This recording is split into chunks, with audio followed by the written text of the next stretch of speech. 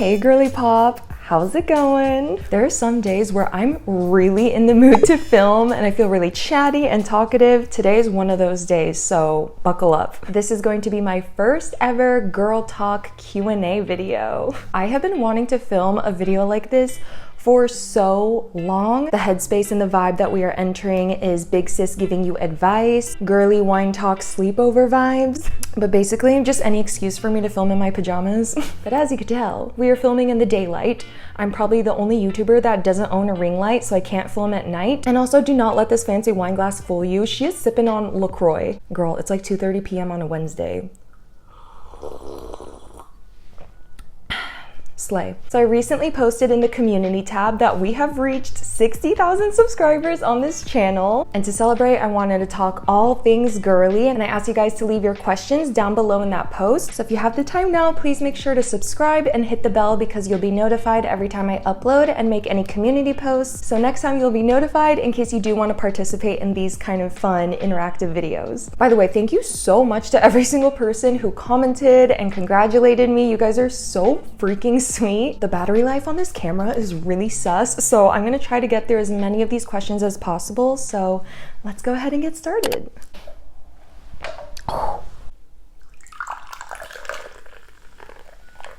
Bottoms up. Pinkies up vibes. Okay, question number one. My question is how to become more comfortable with making friends, particularly in a new work or social environment. And I got another similar question from Preet. Any advice on how to make friends in adulthood? It's rare to meet people with whom we'd vibe. Making friends in adulthood could honestly be like an entire video on its own. I have so many thoughts on this. So as for making friends in like a new work or social environment, I have had to do many times in my life, whether that's making new friends in college or making friends in your office. I have done it all as a mega introvert.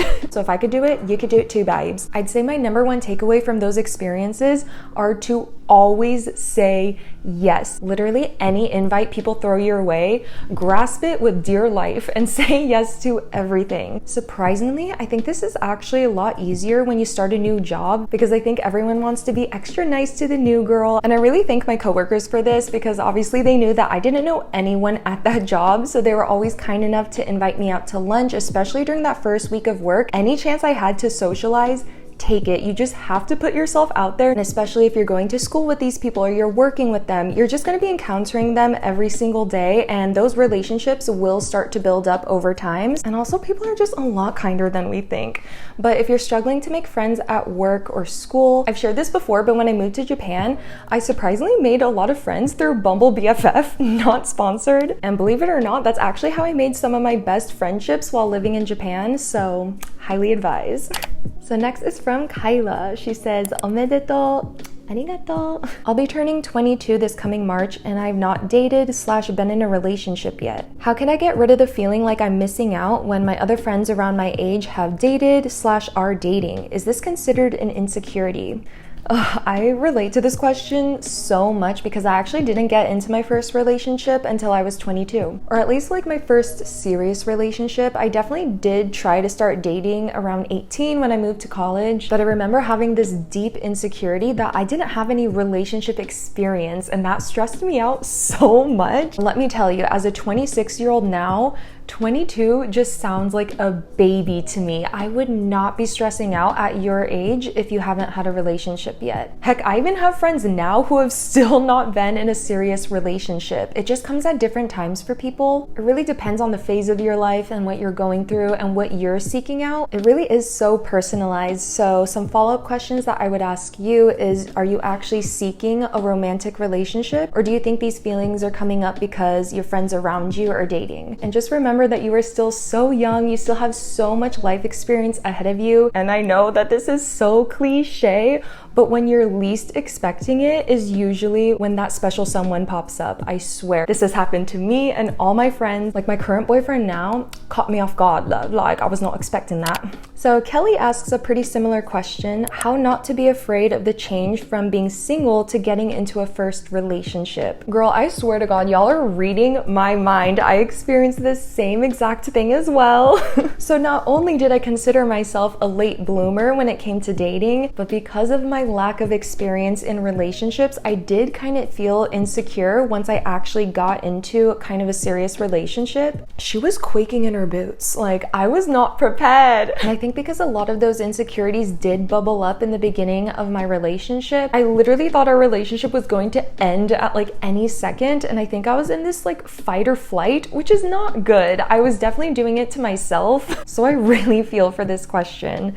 But my number one advice would be to just wholeheartedly accept that your insecurities will come up, but just learn how to communicate them in a healthy way. Sorry if the setup looks a little different. My camera keeps dying on me, but I was talking about learning how to communicate in a healthy way. So if that sounds kind of overwhelming and you're not even sure how to go about that, I've personally found following therapists' Instagram accounts super helpful. I'll give some of the accounts that I follow. They give great advice on there. Gave me some great tools to just breathe, slow down, and learn how to communicate in a more effective and healthy way. Okay, next question is from Aina. She says, congrats Leilani, omedeto, arigato. I was wondering how you deal with / accept being both Japanese and white.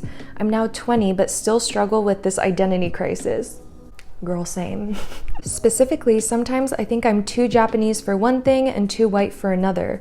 I know I'm not gonna fit in no matter what community I'm in, but it's hard to let go of that desire of belonging. I'm sure that most of you guys watching already know this by now, that I'm half Japanese, half American, but I was born and raised here in the US, and then moved to Japan after I graduated college and lived there for 3 years. And I think a lot of that desire to move to Japan came from me wanting to really understand my Japanese side, because growing up here in America, I definitely felt like I was kind of missing part of my identity and was missing something. But then when I moved to Japan, I realized how freaking westernized I was. And I think this is an issue with a lot of biracial people or people who have immigrant parents deal with, just feeling like no matter where I went, I didn't 100% belong. The one thing that really helped me out though was meeting other half Japanese people. So I don't know how the stars aligned, but when I first moved to Tokyo and was really pushing myself to make new friends, I met so many other Hafu people.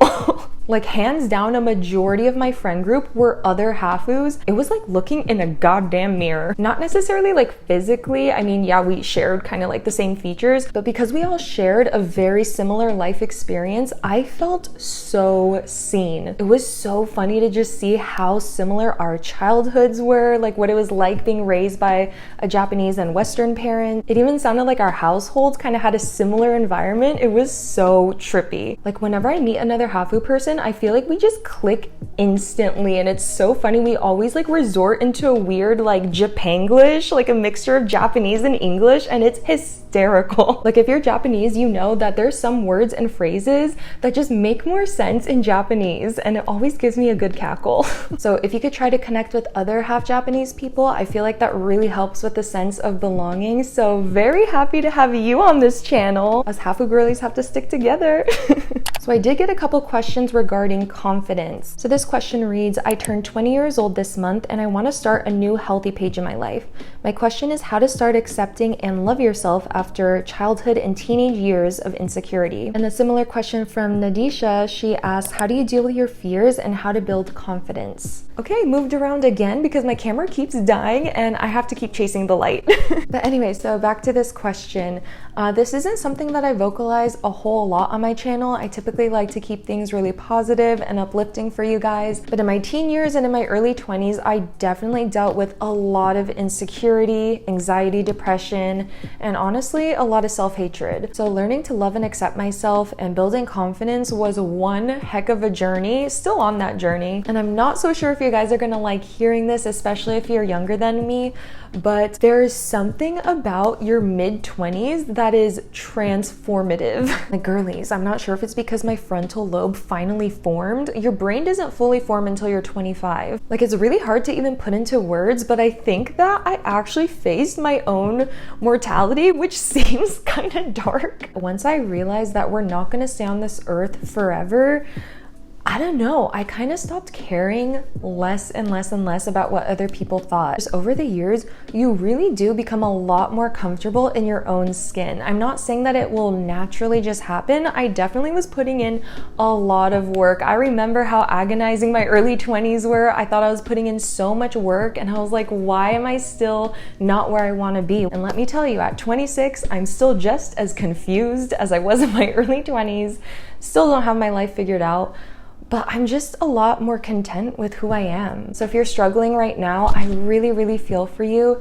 Just know that it does get better and put in that work. I know right now it may seem like it's not paying off, but in the end, it 100% will, I promise. Teehee, switch positions again because my camera keeps dying. How about we go ahead and take a shot for every time my camera dies? I'd like to take this time to ask you to consider subscribing to this channel so I can finally afford some spare camera batteries. Thank you very much. Okay, next question. Where is your boyfriend from? Where did you guys meet? So we have an interesting kind of situation. My boyfriend is from Italy, but we met in Japan. We actually met at my very first office job in Tokyo that I ended up quitting like a couple months later because it was such a toxic environment. I actually asked him to hang out like a week after I left that job. Like the first time we hung out, I literally brought this man cakes, like little tart cakes.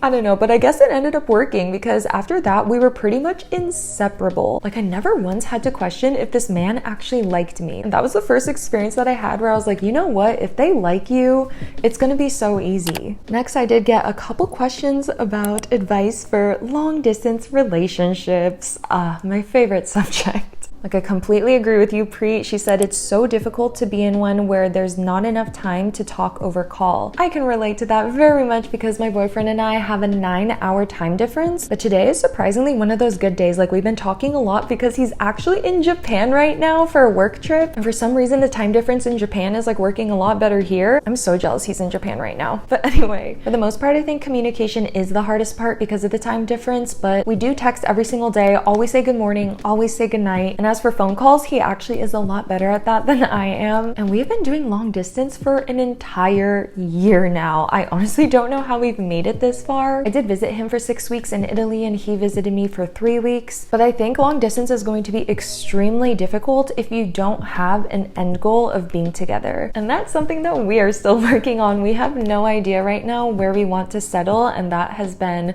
probably the number one thing weighing on us. As long as you guys feel like you're a team that's working towards finally living in the same place together, I think you can manage it. Alrighty, so I feel like I've been talking for so long and I really don't want my camera battery to die again. So I'm gonna go ahead and end it here. I'm so sorry if I didn't get to your question this time, but I am more than happy to make this girl talk a series. If you can't tell, I'm the big sister in my family, so I live and breathe for this role. If you guys like this kind of video, please leave a comment down below letting me know, or just leave a like. It really does help me out. Thank you so much for making it to the end of this video. I really appreciate every single one of you who clicked on this video. And until next time, bye-bye.